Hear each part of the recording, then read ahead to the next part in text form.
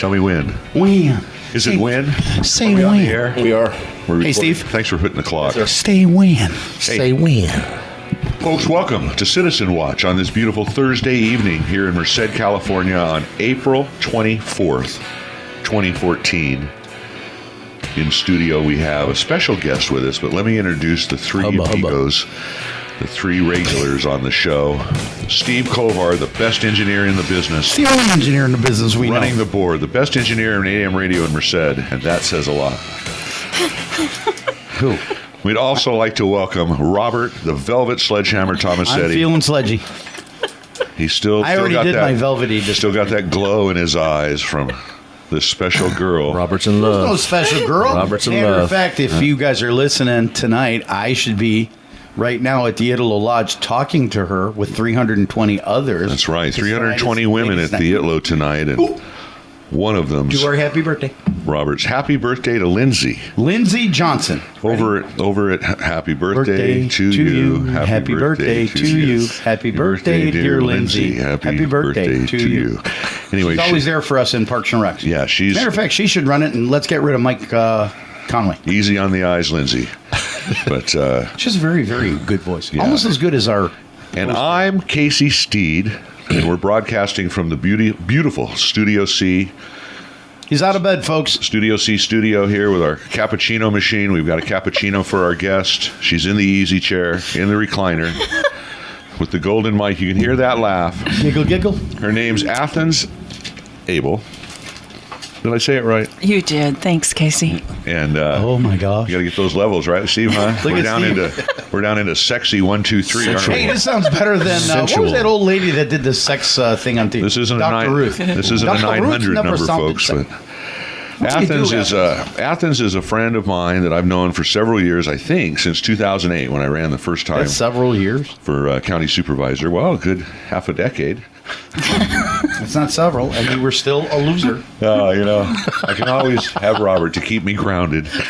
Well, because I've been looking for you for 2 days, and Casey's been like indisposed. I haven't felt well, folks, and so I've been hitting the antibiotics, and they've been making me go to sleep. It looks like it, doesn't it? Anyway, Athens, I met her at a Jack Mobley fundraiser event. Another winner. There's another winner. 2-time convicted winner. I think 3. We love Jack. We love Jack Mobley. Anyway, I saw Athens there, this striking...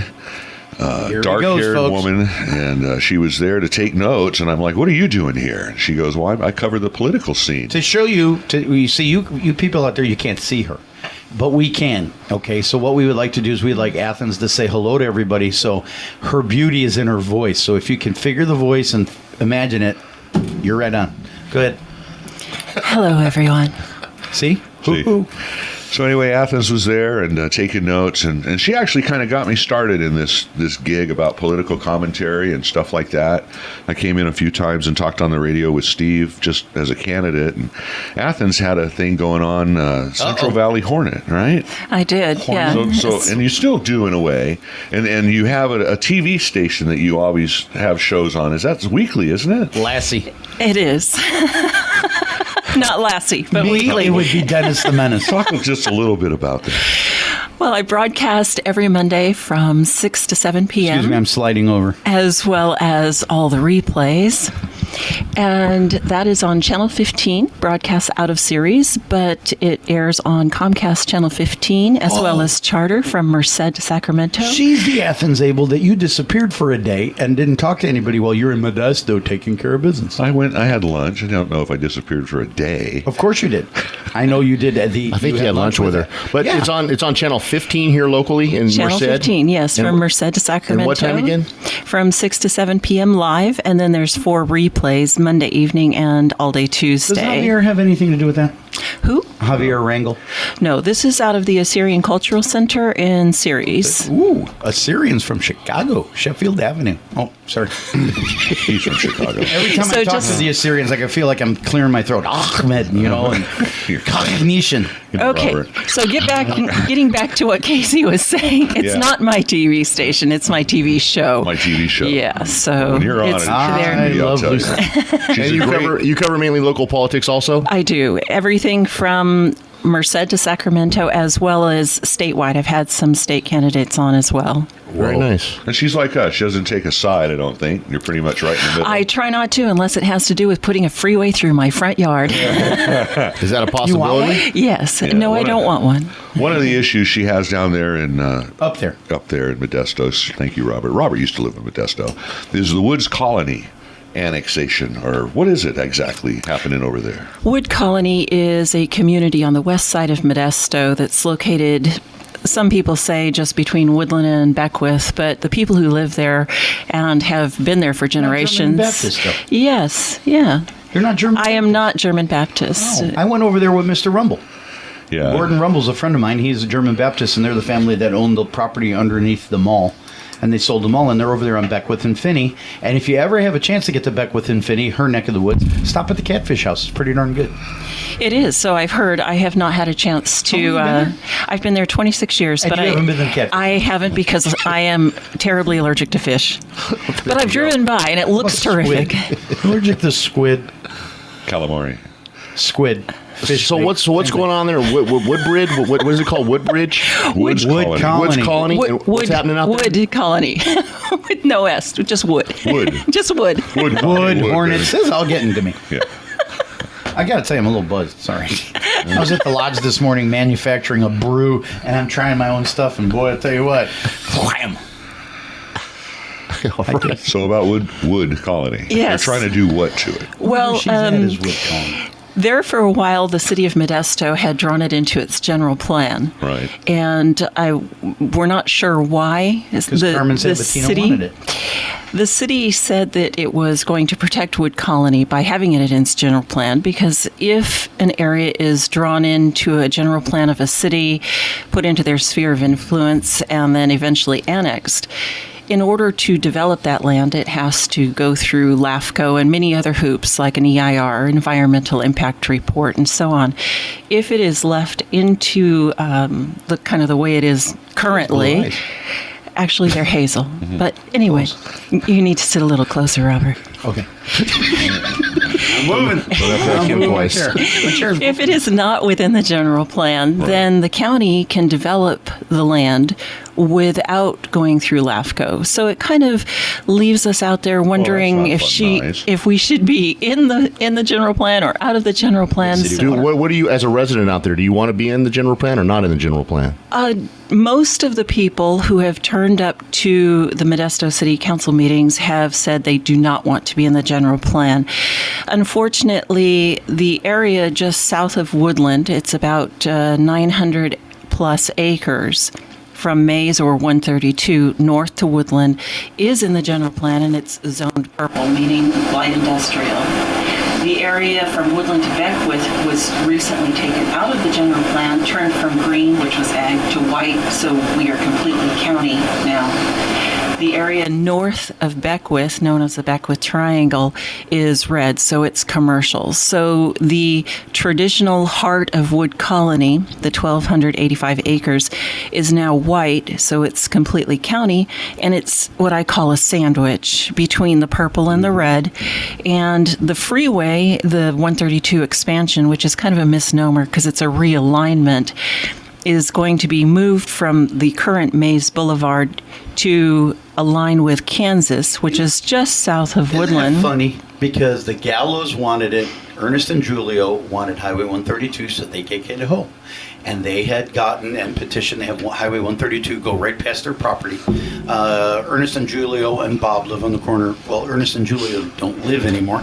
But Ernest and Julio's residences are on the corner of Carpenter Road and Highway 132 or Mays Boulevard.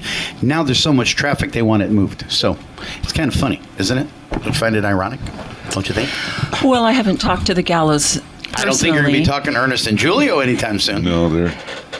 But what is happening with the 132 is if it goes through, then it will be realigned to go alongside Kansas, which will interrupt a lot of Wood Colony residents. And unfortunately, what we're seeing is if that happens, then Dakota Avenue, which is at the corner of Dakota and 132, and Dakota goes from 132 all the way up to Yes, they're talking about expanding that to 4 lanes, and that cuts right through the heart of Wood Colony. Yeah, the Colvards. There's a family there that's lived there for almost 100 years, and they have walnuts.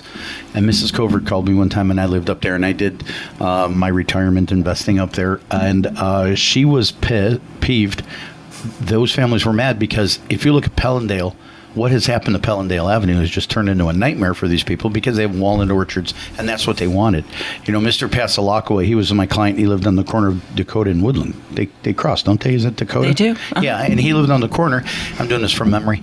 And the Hazel We're eyes neighbors, are actually. me. What? Your neighbors with Tony? Hazel eyes. Was, yeah.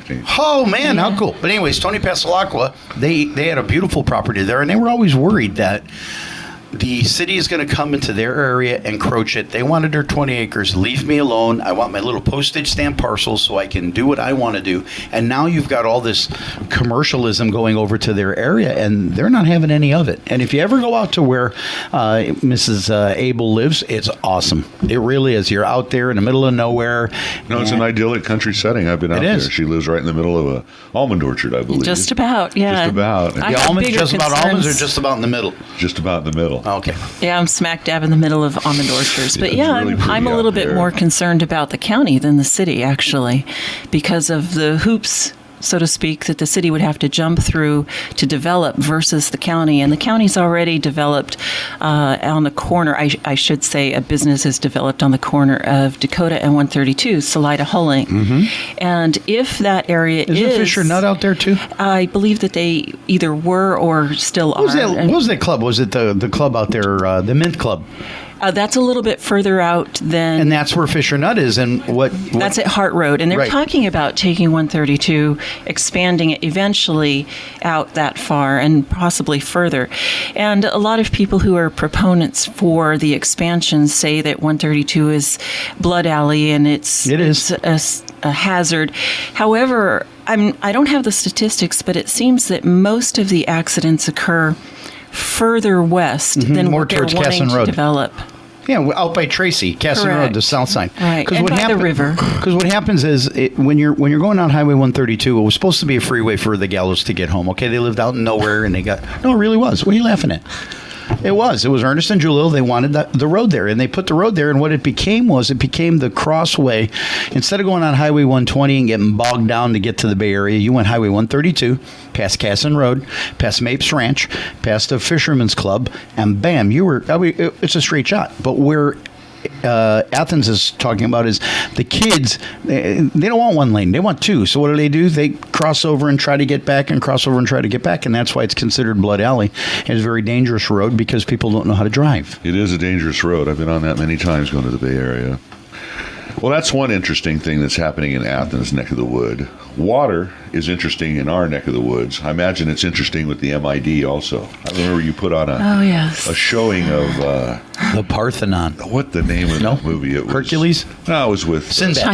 Chinatown. Yes, it's Chinatown, Jake. Leave it alone. It's Chinatown. It was a great movie and kind of highlighted the water issues way back then. But What highlights it even better is the second one, called The Two Jakes. You do Chinatown as the beginning, but the Two Jakes, where they had the housing developments out in the middle of no man's land that were on fault lines and crap, and that's what we're having now. Not fault lines, but we're having the issues with the same thing. Well, I find it interesting that whoever they are, develop a business out in the middle of, as you say, nowhere, and then they do the infill around it, saying, well, now we have to build residential around this business, which is unfortunate because before we know it, we've got just one city connected to another city. And we become the Bay Area. Well, yes, and back when I was very, very young, we used to travel to L.A., and I actually remember About a 5 years time when it was separate cities. And being nice. Yeah. And even in L.A., Yep. just in the last 40 years. So what is Wood Colony, Modesto, and not just Modesto, but Modesto, Turlock, Merced, Bakersfield. They all do it. What are we going to look like in 40 years? Just one big city from L.A. to Reading? Yeah. Amen. But she has a good point. We saw it here in Merced. That's why they filled it in with all that housing we don't need in that in the Bellevue corridor. Branch, Yeah, what they do, and Athens is right. They go out, in her example exactly is McDonald's put a McDonald's on Pellendale Road. There was nothing there. When Bill Hughes developed the antique store, people said, what the hell? That's all the way in Salida. Now you do this. You drive and you go from the mall, which was nothing, to Pellendale, and you tell me what's filled in there with Athens, I'll tell you. And then you go from Pellendale Avenue to Bill Hughes' Antique Mall. It is building after building after building, and she's right. They go out, they put a point, plot a point, and then they fill in with all the stuff in between. Yep. Typical California urban sprawl. Absolutely. You know, before we go to our first break, I just want to send out our Citizen Watch condolences to Hubert Walsh Sr. Hub Walsh's dad passed away, and want to give our heartfelt condolences to Yes, sir, Hub, his sister Susan, and their brother Keith. It was interesting. I was reading the obituary. His father fought in World War II, Korea, Vietnam, Desert and Storm? in the Cuban Missile Crisis. He was involved in all those. And honor and courage and commitment and sacrifice were When did part he of passed his, away a little while ago, though, didn't he? It was a month or so ago, maybe 2 months now. I was going through my old Merced County Times. That's one of the things I don't get shipped to me out of state. But If I again, our may. condolences to Hubert Walsh Sr. and to his family. Absolutely. If I may, Jim Donopoli from the Italo Lodge, past president, he's big supporter of the theater, Merced Theater, and he's a big supporter of that. And he passed away, and his funeral will be on Saturday. He was a very nice man. He got ill, and he got a little grumpy, and he was a little cantankerous, but he did a lot of stuff for the community. He was married to a Stephanie, and they were instrumental in the Franklin area, Beechwood, of getting Stephanie school and things like that. So, you know, our hearts go out and prayers go out to Jim Donopoli. Yes, they do. So, We'll be right back, folks. Stand by. Casey. Are we back, Steve? We are back. Well, folks, welcome to the second segment of Citizen Watch here on this beautiful Thursday evening in Merced, California, April, not quite there yet, Hey. April 24th. I got a question real quick. Studio C, yes, Robert. Will Lindsey Johnson let us go over there and blow out her candles on her birthday cake? I just like to get a little taste You of the better stop icing. talking like this. Your girlfriend's going to hear this. You're gonna There's get no in trouble. girlfriend. You know, you're a moron. She I'm could- not talking to you anymore, Mr. I never showed up for racquetball. Well, the three of us here in the studio have a special guest. We're like Steve three old Colvard, Robert the Velvet Sledgehammer Tomasetti, who's feeling as chipper as ever. Yep, Barbara Streisand's birthday's today. Happy birthday, Babs. I'm Casey Steed, and we have with us Athens Abell, the beautiful voice, even lovelier in person, let me tell you, folks. Hubba hubba. We need to have a video feed in this studio one of these days, not for us, No, you break the camera. but for our guests. You know, I just wanted to let People would see know. that you really are 281 pounds. I just want to, you know, and by the way, you have to let the winner of the contest know who they were. I already did. Who is it? Ralph Williams III. So Jim Abate didn't make He it. was close. Jim was very close. All right, A couple well. more Happy Meals and he'd have been right on target. I want to thank everybody who entered Robert's contest, and that card will be coming to you. Anyway, I just wanted to let people know that Kittyland is open down there in Applegate Park. They run You trying from to now. get on the train? They run from now until October, 1 to 5 p.m. on the weekends. They're He only needed open 4 lard hours. to get him out. Saturday and Crowbar. Sunday. They're run by the Kiwanis of Greater Merced. I happened to glance at Robert's day planner, and he's going to be down there with his squeeze on Sunday about 2 to 3. So if people want to Hey, get a look hey. of the lovebirds. There's no lovebird. See, there he in- goes. in the See, teacups. he's Yeah. he's all unhappy that I am making fun of or Spinning poking in the fun. teacups. Because we have asked him, Casey. I mean, how many times have we asked him to come play racquetball with us, Steve? And Maybe tennis. two quite or a three few, yeah. times, but I haven't And felt he's- well lately, guys. You know, No, I can't no. play. You know, the city council meeting was last Monday. Do that. The city council meeting was last Monday, and Do the downtown information. I saw Tony Dosetti there, and I asked him to come on the show because of our Not going to let it go, are our you? candidate special, and he seemed a little upset with me. And I guess Roberts talked to him, and he had an issue with a comment that I made. And you know, if I upset you, Tony, I apologize. Our goal here is not to upset people. We just try to bring out the issues and talk about things that are, you know, temporary or you know, I agree with you. Current with our and day here. I agree with you, Casey. But sometimes we have a tendency to we'll say something in jest, and the person we're talking about, like John Pedroso, we tease John all the time about his girth. You don't take it well. See, I take you thinking I have a girlfriend, fine, because the joke's on you. Yeah, I know. Muskrat love. But Tony doesn't. Tony got a little bit miffed at the fact that he was characterized as an ineffective police chief. Well, I don't think I said ineffective. I said forgettable. And, again, I apologize apologize for that comment if it offended Tony. It's just, some of the people you talk to in town. But I'd like to have Tony on, and I'd like to encourage him. I'll also say you're entitled to your opinion. Yes, I am. And when you're going to throw yourself into the political arena, you're going to take shots. Well, and that's I'm going to support Casey, because I'm going to be very honest, Tony, and I know you're listening. I apologize if you were characterized in any way unflattering that you felt, but you're in the public eye now. That's right. It's not like you're the chief of police and you were sworn in and you were appointed. Right. This is a position that you chose, and you are going to be attacked. And we would love to give him this platform to come in here and maybe give us some examples of why he wasn't a forgettable sheriff. I know one of the people helping him in his endeavor is the gentleman that got us the hats the other day, Pat Bauer. And Pat was also helping Noah Lohr in his re-election campaign. He'd like to forget about that. Pat and I have talked many times about Noah not coming into Citizen Watch and maybe how that affecting his run. And so I would encourage Tony don't not come in out of spite. I think it would help your overall efforts to talk to the people that listen to this show. And if you're hurt because of something I said, I think that's. But in your defense, and I told this to Tony when he talked to him on the phone, and I said, look, Casey will have pre-scripted questions for everybody, so you're not going to be blindsided. Now, one of the things a lot of our listeners have said about Tony was his reversing his position on the Mansionette development. And personally, with Casey and I both would like to know why. Now, Tony says sometime you want to talk to him over coffee or something, he'd be happy to air that. Now, that might be something, we'll just meet you for coffee and we'll report. But the point of the matter is he has his reasons on what he did, and I would like to know the answers. And I think this would be a great forum. Casey will give you the scripted questions. Casey doesn't go outside of the box to try to embarrass anyone in any shape or form. It's not a get-you type of interview. We just want to know why you did what you did. Your record stands basically on its own. Exactly. Your voting record is what people look at. And it's what I always say, agenda. What's your agenda, Tony? What was your agenda when you did that? Right. That's all I want to know. Because that's what some people... I would encourage Tony to come in. Just give us a talk. There wasn't really many things going on. Why don't you call him up and take him to lunch? That's true. I guess I could do that, but I would encourage him to come in here. That'd be one big tab. If anybody knows, Tony's bigger than Casey. Tony can put away the groceries. At the public comment session, there really wasn't much. The usual people got up and talked. There was a group, they call themselves United for a Better South Merced. They stood up again, wanting the grocery store on South Merced.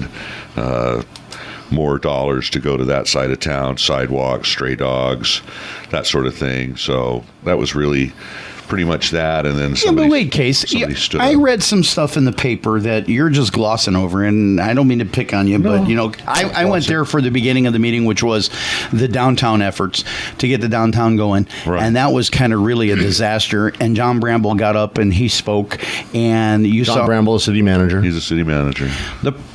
Do we always have to tell what the cast of characters I'm not sure if the listener knows who you're talking about. Well, you're friends with everybody. You know who everybody is. Except Athens Abell. Unique. Athens Abell. Well, I'm stunned. You're introduced I walked in and I fell over my feet. And he might follow you home, Athens. You better drive home. No.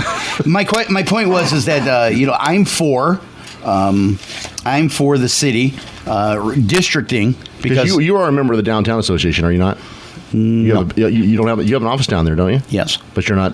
No. You don't. Okay. No, what happened was here's what happened. They had a feedback session because they wanted to vote on what they should do with this double taxation dollars, and I basically got up and I spoke. And do we know what we're looking at there monetarily speaking? How much money? About $60,000, 60,000. Okay. The problem is that you have a power play. Here it is in a nutshell, guys. You got a power play going on. You got the city that says, you know what, this isn't worth the headaches. For $60,000, this is nuts. And John Bramble said that, and he was absolutely correct. Tony Tomasetti, and he said the same thing. So did Stan Thurston. Hey, we're out of this. The city doesn't need to be doing this. Then Bill Womany and Mike Murphy came up and said, well, yeah, that's great. We would like to get rid of it. But you know what? If we're going to collect the dollars, we have to have some kind of oversight. So what they want to do is they want to put it out to bid to do an RFP, not an Anna Pagan RFP, but a real RFP. Okay.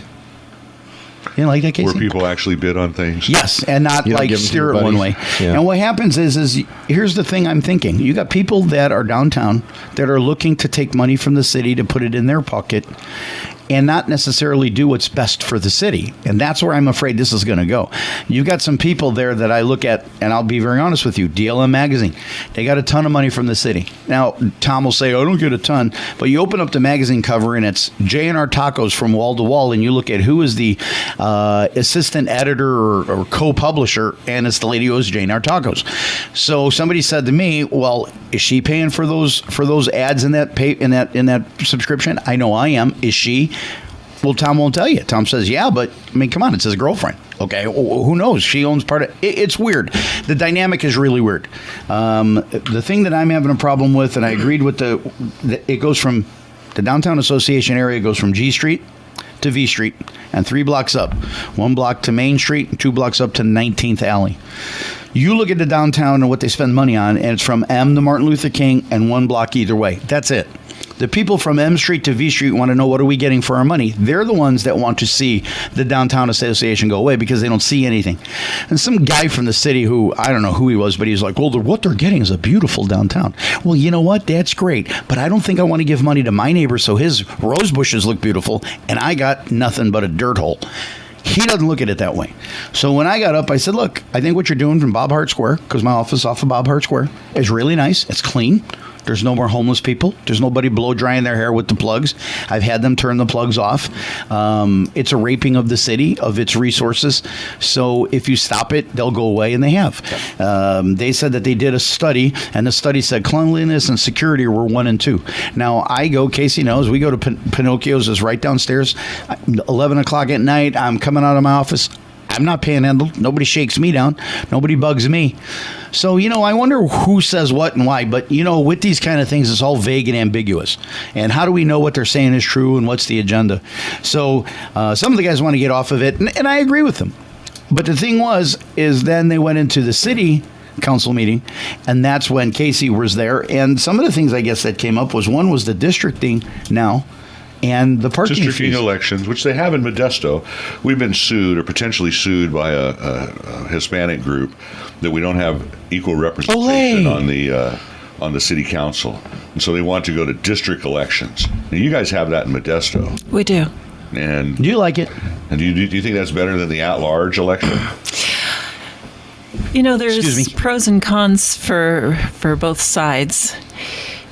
If you have citywide elections, then a lot of people can decide who they want representing the city as a whole, which I kind of like that. But I understand the district elections as well, because if you elect somebody from your neighborhood per se, you're hoping that they will represent your neighborhood. Yeah, but why can't you do that why couldn't you do that under the old system at the at-large? I mean, if you put someone forward, who's obstructing you from putting the people in office that you want to put in office? So I don't understand the logic there. I personally like the citywide versus the district elections because I see that sometimes a person is elected from a particular neighborhood in the hopes that they will represent that neighborhood, but after in office, they claim that they represent the entire city. Well, if they're going to represent the entire city, then let the entire city vote for them. Now, that's true, except in Merced, I find a problem. Modesto didn't do it as bad as Merced did. But you look at Merced, and the people who feel disenfranchised on the south side of the highway have nothing. They really don't. But what's keeping them from putting a candidate forward and then voting on them? They did, and they vote on them. And the point of the matter is, when you look at the slate of people who are available, you got one token guy from South Merced, and you got 15 guys from the Olive area, or the north side of Merced. What happens when it all shakes out? Merced north side gets everything. They got all the nice parks. They got the dog park. They got the bocce ball park. They got the new hospital. Now they're going to, and this angered me. They're going to get the new police department. Now, the police department's going to go to that side of town, and the people who are disenfranchised are sitting there going, look, this is what happens. Whether or not I feel it this way. If you district it, you force them to have representation. Even if they don't get out there and vote, somebody's going to represent their area no matter what. Okay, so you got 2 cents on this thing? No, I'm listening to the Robert Tomasetti show. No, I was curious how Athens found it in Modesto. In other words, in Modesto, did you see it from it went to at-large to general or to district? I did not. It's always been district? No. It went to districts, I believe, about 10 years ago. So, and I've lived there for 26, but I have not taken an interest in city politics until about 8 years ago, when I was kind of thrust into it, so to speak. I understand. But I do. This is getting terrible. I do prefer citywide elections, me personally. Why? I've seen these. Well, I would like to, as a city resident, currently I'm not in the city yet, I would like to vote for everyone who represents my city. If I were to live 3/4 of a mile from where I do, it would put me within the city limits of Modesto. And but how many people in Modesto? How many people in Modesto, represent Paradise Road? Paradise Road, currently 1. Mm-hmm. Because and where do they live? It would be District 3. I know, but I mean, what I'm saying is if you look at the dynamics of even Modesto, everything has gone east and north. And like you had said earlier, they put in, not necessarily. Where did Kaiser put their hospital? Oh, of course, but there's more to development, and you know that, Robert. Right, but look where they put Enoch's the elected officials. You know that. I know, and my point is that it doesn't have to do with necessarily who's in office. It has to do with a lot of other things as well, politics in general, and money more so than politics. So getting back to the district elections preferred over the citywide elections, actually, like I said, I prefer citywide because I'd like to be able to vote for all the people, the 7 people who are making decisions for the city, rather than just the one person who has either been brought in to run for my district or through process of elimination has to run for our district. I would like to have people who want to run. But see, and sometimes, as a Wood Colony resident, I have to say, sometimes we don't always get to choose who represents us. And because we're in the county, and we do have supervisors, but I'm talking about within the city limits. If you are able to vote citywide, I think that it gives you a greater ability to put the people in office, to vote the people into office that you would like to have representing you. Because, like I said, getting back to we can't always choose who represents us. That is. Sometimes the person who lives in District 3 would be an excellent representative of somebody for District 1, and vice versa. I saw 2 situations that I thought was absolutely ridiculous and retarded.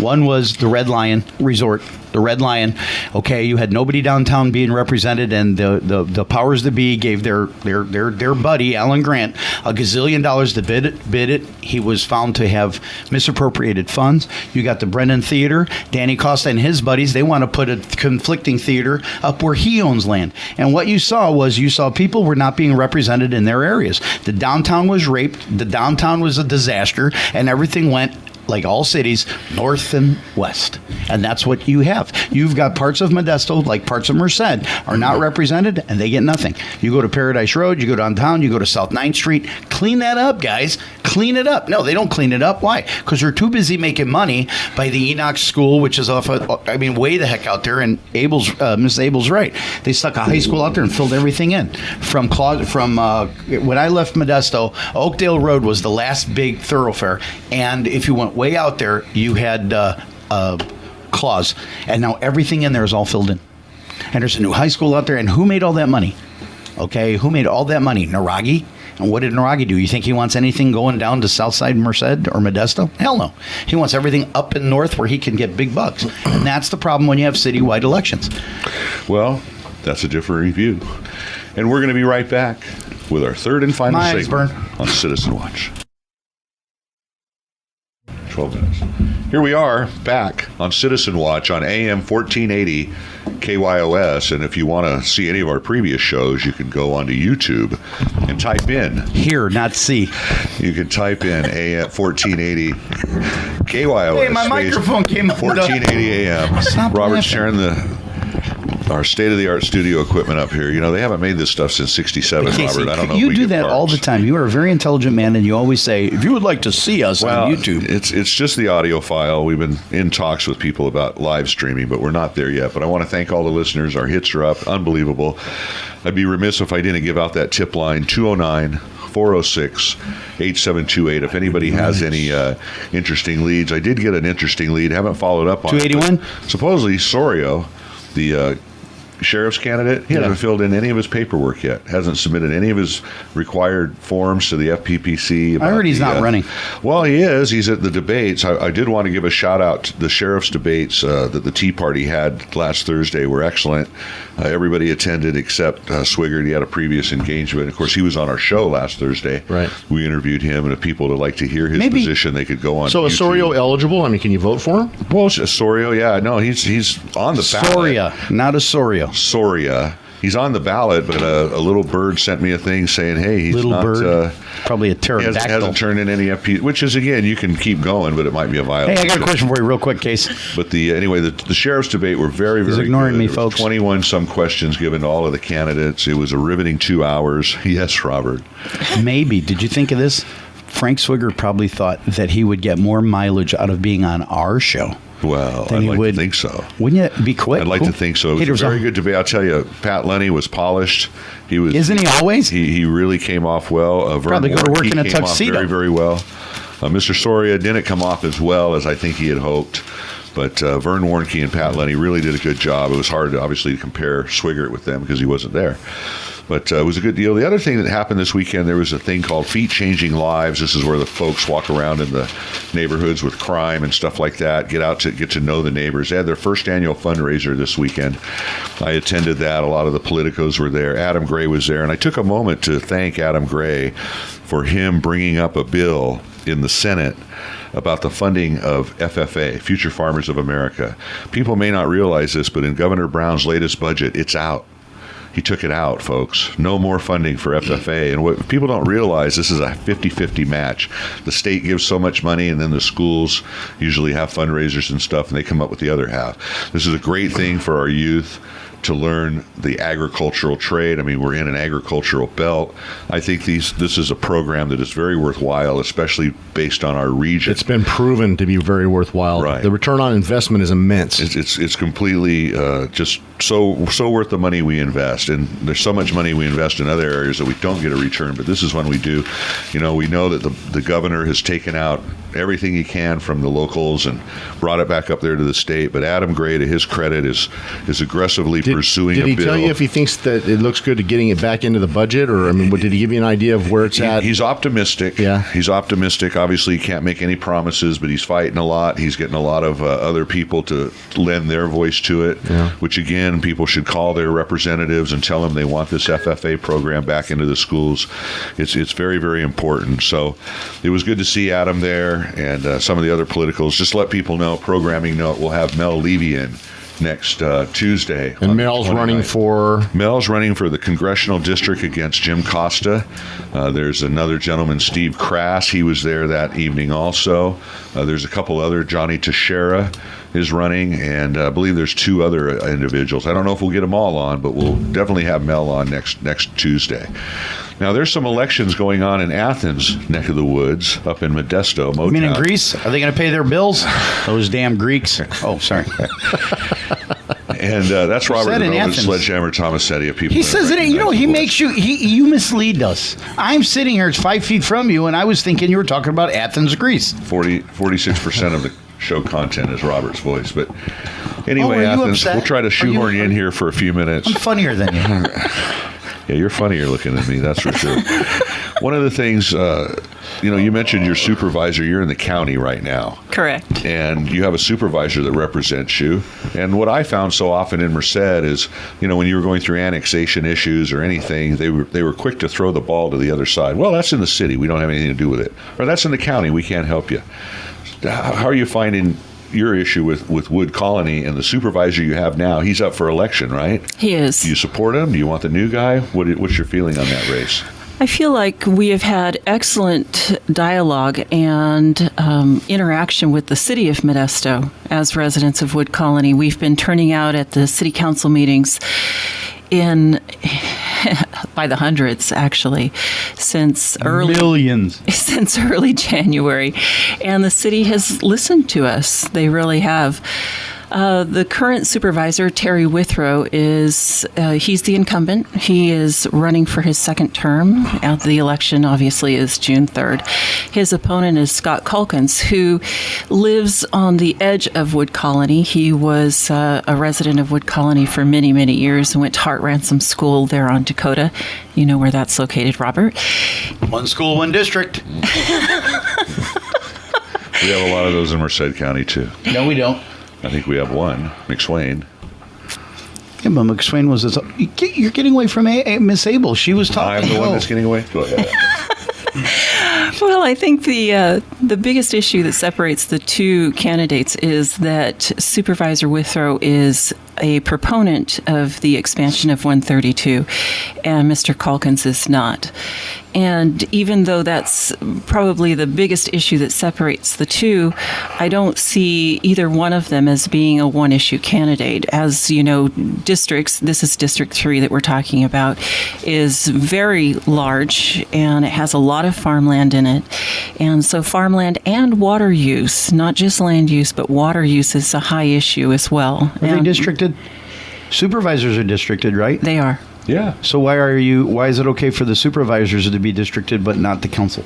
I didn't say it was. You said you would prefer the to city. vote. I said the council. Going back to City council.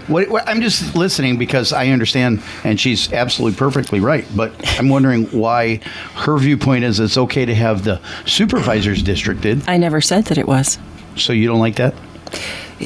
Whatever is in place is what we have to deal with. I would prefer change. I would like to see change, because a lot of the incumbents, whether they're running for the city, the county, county tax assessor, school board, whatever it may be, I really admire the people who have pulled papers and are running against the incumbents, because sometimes the incumbents just run and run and run and run, and it's the status quo, and it turns into, excuse me to the men in the room, the good old boys club. And I'm feeling upset. Getting back to what you were saying about the Hispanic community, we do not have proper representation of the 52% Hispanic population in Stanislaus County, the 47.92% in Modesto that's Hispanic, the 50% that are women.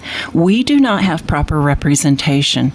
What I find is career politicians that are running time and time again, and you know, to their credit in the beginning, they may have run under the auspices of, I want to see a change, and then they get gobbled up in the machine. Absolutely, and a lot of them run unopposed. And I posed that question to some people here locally about why are certain supervisors running unopposed election after election, and the response to me was very troubling, is that they intimidate.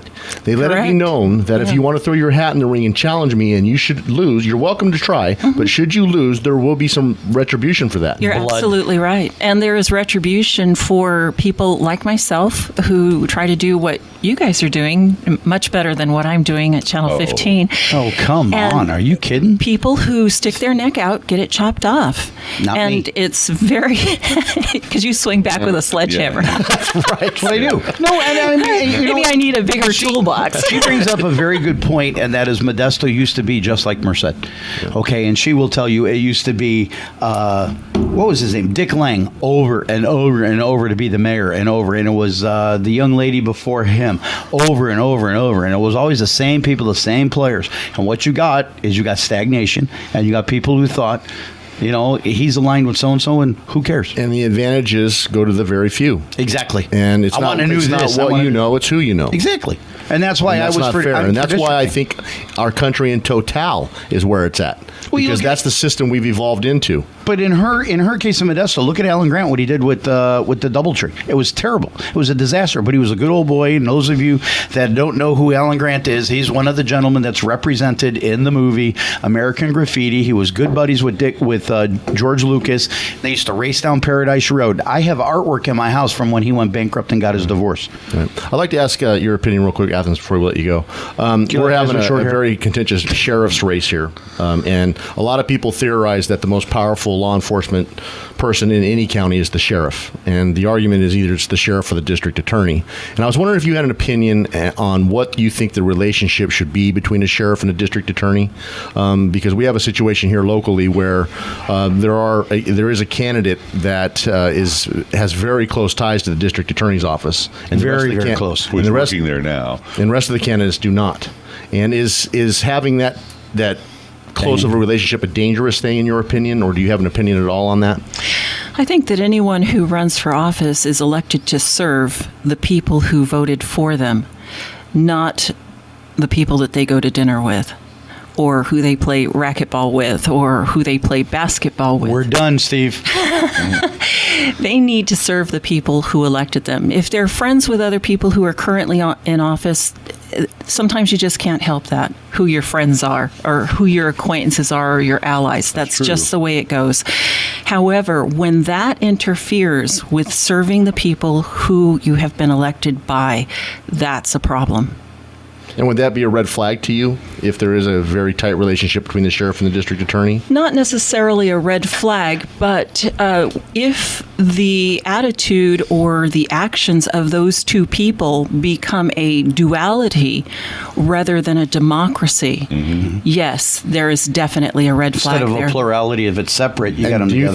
do you think we are in the danger zone Very there? much so. You know me. I love Larry Morris. Larry's my neighbor. I think Robert thinks so, but I think Adams states it correctly that you have to see if that dynamic is going to happen. Should it happen? Wait. Who says that? But in order to see if that dynamic, I thought you said Adams. Casey, My in order mistake. to see if that dynamic's going to happen, that gentleman would have to be elected, correct? Well, so yes. we'll be stuck with it for 4 years. No, not necessarily. And this is why my TV show is called On Watch. Because one of the main reasons why I started the show is because I heard over and over and over that we have an apathetic public. Yes. That we have a public that is not engaged. Yes. And now, as you can see by the hundreds of people that turned out at the Modesto City Council meetings, they are engaged. That's right. And it Now is they up are. to us as voters to become aware of this situation that you're talking about before the people are elected. We cannot sit back and be a couch voter. Amen. That's a perfect ending to our show, because what Athens does is what we try to do here on Citizen Watch. Why don't we go on her show? And well, You're more than welcome to. Some of us may get invited, You'll take up the whole TV screen. What are you talking about? but it's just good to know, folks, that You there can are sit people on my out there lap, trying Robert. to bring these different opinions. Oh, did you hear that? Trying to bring these different Casey, opinions. what did she say? I don't know. I'll listen She to said the I tape. could sit on her lap. Yeah, well, She did say that. Did you not? I did. okay. Well, Athens, Here again, we we come to appreciate save you the coming day. in. If people want to watch you again, it's Channel 15. Yes, Comcast and Charter from Merced to Sacramento, Livermore to Sonora, and it also streams live over the internet as And well. how do they find that? KBSV.org. You can also find me on Wait, YouTube slow. under Mrs. Athens Abell. No, but do the slow. You said .v. KBSV.org. And then on YouTube, you say, or on Facebook? On YouTube, Mrs. Athens Abell. On Facebook, it's Athens Abell. You can also find me at Double A. facebook.com/onwatch. Great. Well, we really appreciate you coming in, and thank you for being here. Robert, any Thank last you. words? Hubba hubba. Okay. Happy birthday, Lindsay. Bye.